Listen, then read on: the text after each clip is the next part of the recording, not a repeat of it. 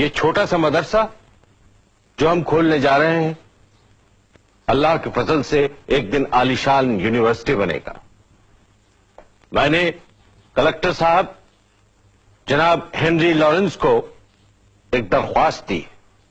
ये दरख्वास्त कलेक्टर साहब ने अंग्रेजी हुकूमत को भेज भी दी, जिसमें हमने कहा है कि ये जो 74 एकड़ जमीन बेकार पड़ी है वो हमें यूनिवर्सिटी बनाने के लिए दे दी जाए। अगर उतनी नहीं तो कम से कम इतनी जमीन जरूर दी जाए जिसमें हम एक अच्छा कॉलेज बना सकें। बाकी जमीन तो हम कौमी चंदे से खरीद लेंगे।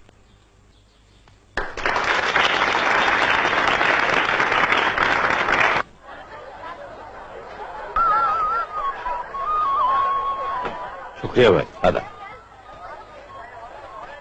अबे सुनिए, जरा मदरसे के लिए कुछ। नहीं, मुझे अपने बच्चों को अंग्रेज नहीं बनाना है।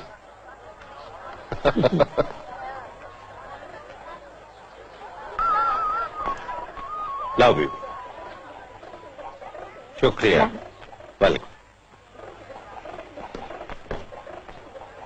अरे सैयद साहब, आप और यहाँ इस हाल में? अरे भाई, किस्मत में भीख मांगना लिखा है सो मांग रहे हैं, लेकिन अल्लाह का फजल है कि अपने लिए नहीं मदरसे के लिए मांगते हैं। एक आना डाल दीजिए इसमें। शुक्रिया। अल्लाह आपको कामयाब। आमीन। बता लैला में तूने क्या देखा, बता लैला में तूने क्या देखा। जा, मैं तेरे सवाल का जवाब नहीं देता। मजनू, तुझे मेरे हर सवाल का जवाब देना पड़ेगा। नहीं दूंगा। तुझे तेरे अल्लाह की कसम। नहीं दूंगा। तुझे तेरे अब्बा की कसम। नहीं दूंगा। तो जा, तुझे तेरी लैला की कसम। क्या पूछा तुमने? बता लैला में तूने क्या देखा, बता लैला में तूने क्या देखा, बता लैला में तूने क्या देखा, बता लैला में तूने क्या देखा। मैंने लैला में नूरे खुदा देखा, मैंने लैला में नूरे खुदा देखा, मैंने लैला में नूरे खुदा देखा, मैंने लैला में नूरे खुदा देखा।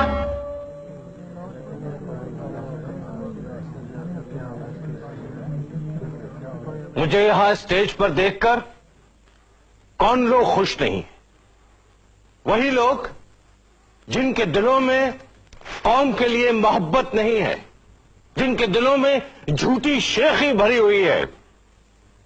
अरे रईसों, दौलतमंदों, तुम ये मत समझो कि तुमने अपने बच्चों के लिए सब कुछ जुटा लिया है।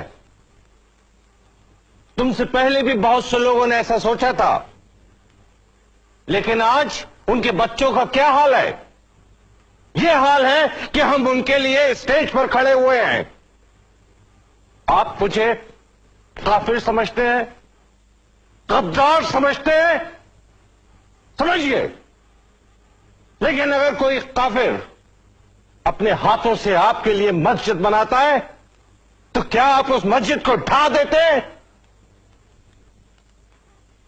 कुछ काफिर को ये मस्जिद, ये मदरसे बना लेने दीजिए। मेरी मेहनत पर रहम कीजिए।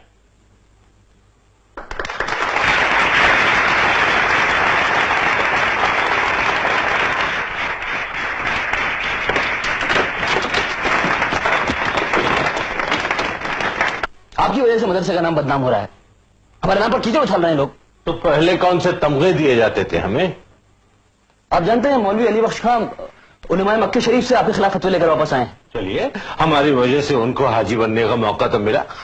वैसे ही आपके खिलाफ कौन से कम फतवे थे जो आपने ये लॉटरी के जरिए चंदा जमा किया है।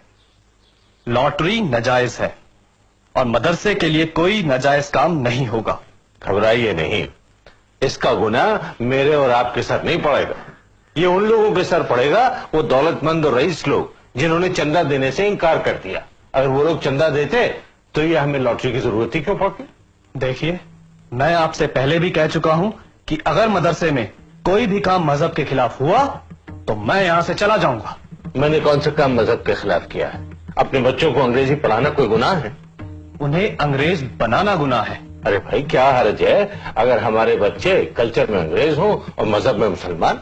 मैं आपसे बहस नहीं कर रहा, मगर मुझे यकीन है कि लॉटरी की सख्त मुखालिफत होगी। बिल्कुल नहीं होगी।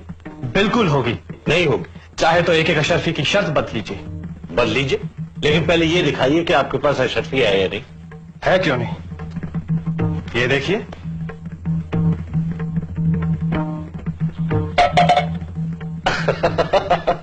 अब देखिए, मैंने आपको गुनाहगार होने से बचा लिया, क्योंकि शर्त बदलना लॉटरी से बड़ा गुनाह है। अब निकालिए एक और अशरफी।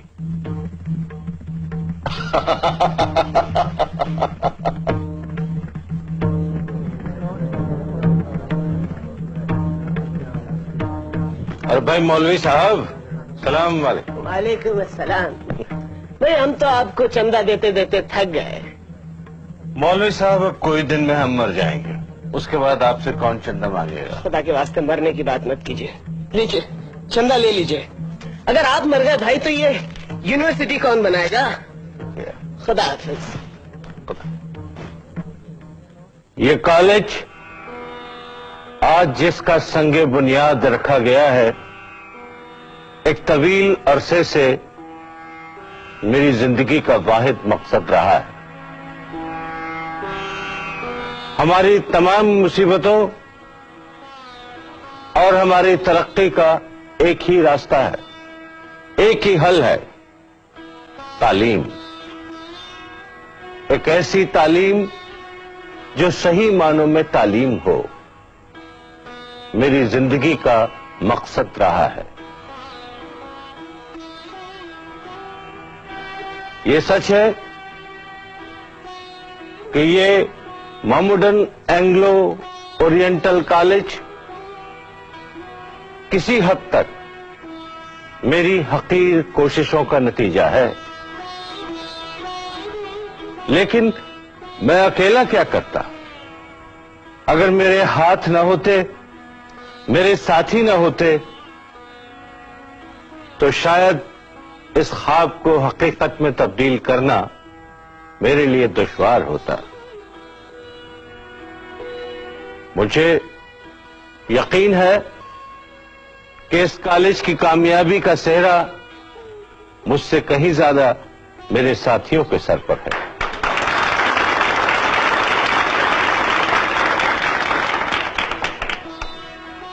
मुझे ये देखकर इत्मीनान होता है अपने जिंदगी के आखिरी हिस्से में कि जिस काम ने मुझे इतने अरसे तक बांधे रखा, उस काम ने एक तरफ मुझे मेरे हमवतनों की हमदर्दी दिलाई, तो दूसरी तरफ अंग्रेज हुक्मरानों की हिमायत भी। कुछ अरसा जाता है, मैं आप लोगों के बीच में नहीं रहूंगा, लेकिन अगर अल्लाह ने चाहा तो ये कॉलेज तरक्की करता रहेगा और मेरे हमवतनों को तालीम की दौलत से माला माल करता रहेगा। शुक्रिया।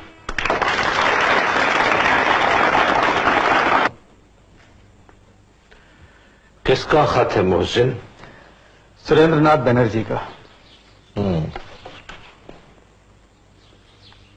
पढ़ो क्या लिखा है। इसमें लिखा हुआ है कि एक इदारा कायम होने जा रहा है इंडियन नेशनल कांग्रेस के नाम से, जिसमें हिंदुस्तान के तमाम मुअद्दिर लोग शामिल हो रहे हैं। खुद बनर्जी का और बदरुद्दीन तैयब जी का यह ख्याल है कि अगर इस इदारे में आप शामिल न हुए तो यह अधूरा रह जाएगा। मोहसिन जी, तुमने 1857 के गदर के बारे में तो सुना ही होगा। जरूर सुना है। मैंने सब कुछ अपनी आंखों से देखा है। मुसलमानों पर जो गुजरी वो मैं खूब समझता हूं। और उसके बाद आप ही ने तो असबाब बगावत हिंद में कहा था कि वायसराय की काउंसिल में हिंदुस्तानी नुमाइंदे भी होने चाहिए। नतीजे के तौर पर कई साल तक काउंसिल में हिंदुस्तानी मेंबर नामजद भी हुए थे। हाँ, मगर अब ये वायसराय की तरफ से नामजदगी की बात नहीं कर रहे हैं, अब ये इलेक्शन की बात कर रहे हैं। सरकार से लड़ने झगड़ने की बात कर रहे हैं। अब ये बंगाली लोग पिछले 100 साल से अंग्रेजी पढ़ रहे हैं, ऊंचे ऊंचे ओहदे पा गए हैं, इनकी माली हालत भी हम लोगों से कहीं ज्यादा बेहतर है। ये अपने हक के लिए लड़ सकते हैं, लेकिन अगर हमने लड़ाई झगड़ा शुरू किया तो ये हमारे लिए बहुत नुकसानदेह साबित होगा। 1857 के बाद जो कुछ हमने पाया है वो भी हम खो बैठेंगे। तो फिर इस खत का क्या जवाब देना है? अब जवाब क्या देना है, वो लोग अपने हक के लिए लड़ रहे हैं, उन्हें लड़ने दें। हम जो काम कर रहे हैं बच्चों की तालीम का, वो हम करते रहें।